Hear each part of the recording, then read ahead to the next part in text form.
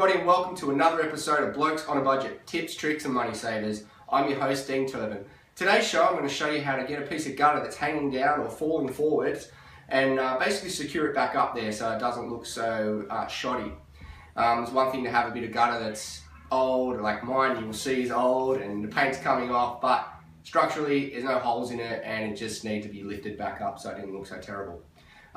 So in this show I'm going to show you how you basically put a screw in the back of it, and all the little pitfalls are going to come your way when you're trying to do that and make it nice and easy for you. Please bear in mind, this is working at height. The video you're going to see is just my back laundry. It is not very high. If you're working on 2 stories, remember, over about 2 meters or so on and so forth, you really need to be working with scaffolding, fall arresters, things like that. So the safety is up to you to work out whether you can do this or not, but for a back laundry or a shed or a garage, working off a step ladder is just fine. Be safe, hope you enjoy the video. Okay, so here's our nicely falling down gutter. And essentially what we're trying to do is just lift the gutter up and screw a screw into the back of it so it doesn't fall down, which you think would be pretty easy. But in reality, what we actually should be doing, is undoing all these gutter brackets, pulling the gutter out of it, putting a string line from one end to the other end, and then putting the gutter brackets back up again and then putting the gutter back into it, which is, a nightmare, and we just want it to stop falling down. So the easy way is to lift it up, put a screw in the back. But you're going to find with the old gutter brackets, as you try and lift them up, these screws are going to stop you being able to put it back, and you end up with that gap that you might be able to see there. So we've got to get rid of them. And the easiest way is to cut them out with a pair of side cutters. Some of them might be able to pull the top one out, but the other ones are going to be annoying. So these are side cutters, electrician side cutters, and they will cut them away for you.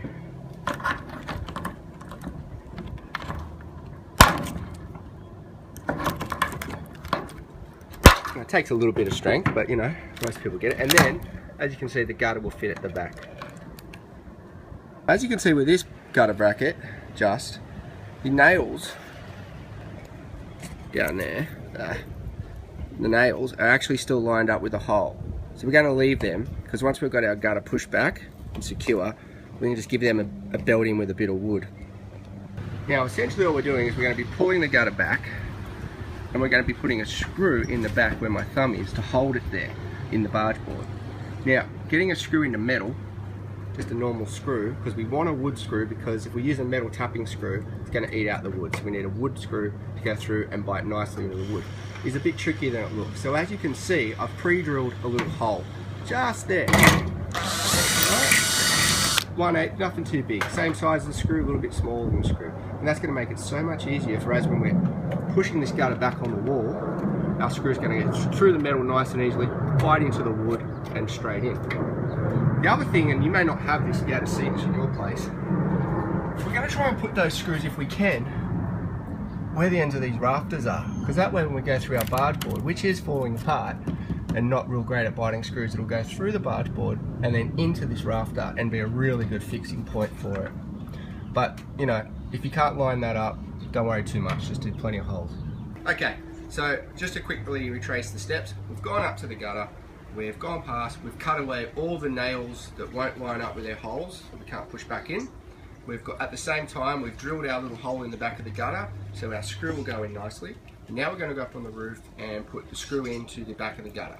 So you need a long posi drive bit so that your drill is screw is out of the gutter and not in the way, and just a normal 1-inch Gyprock screw will do the job. Alright, so we've lift our gutter up, screw in, and straight through the back. Done. Okay, so I've run along and I've put screws through all those pre-drilled holes that we had. The only thing that's annoying me is the gutter is at a nasty angle down there, and that's because the barge board's at an angle.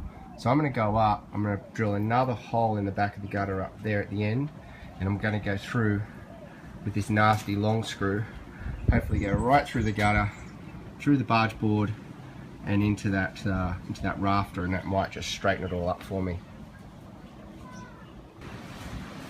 Yep, put the big screw straight through it, went right through everything, pulled the whole thing back that way. So that'll get me out of actually having to buy and change gutter for the next little while and keep my wife well and truly off my back.